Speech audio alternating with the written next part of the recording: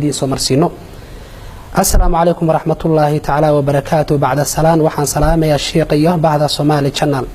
شيخ قفكي صلاة كبحة إمامك وأنا صلاة كبحن صلاة اسمحي نقونيسا وأنا صلاة واجبة قفكاسي صلاة دي مسوع إلينيا وعبد الناصر عمر محمد.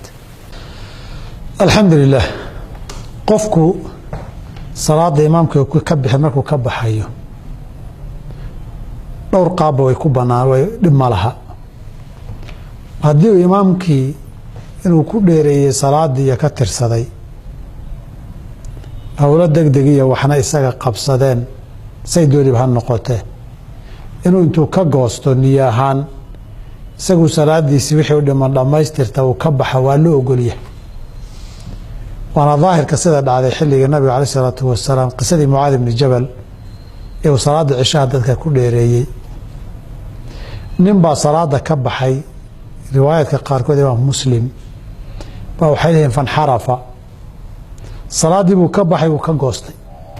sidaad uga goosan karteen dad salaad kaliya u bilaaban karto baadiyada ahaan uga goosan kartaa inaad ma'muum tahay inaad imaam tahay go'aanka niyadaada iyo qasadkaaga ay ku xirantahay adoo imaamaha ma'muum waad noqon kartaa adoo ma'muum ahana imaam waad noqon kartaa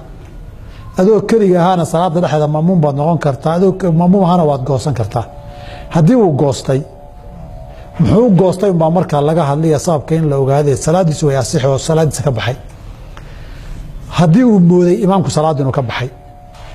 ama isaga maqnaa ama dee masaajidda isku wada dhow makarafoonku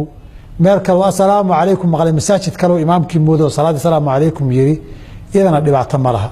labada mid baa ku dhacda dhibaato ma laha hadduu salaadiisii dhamaystay oo ka soo goostayna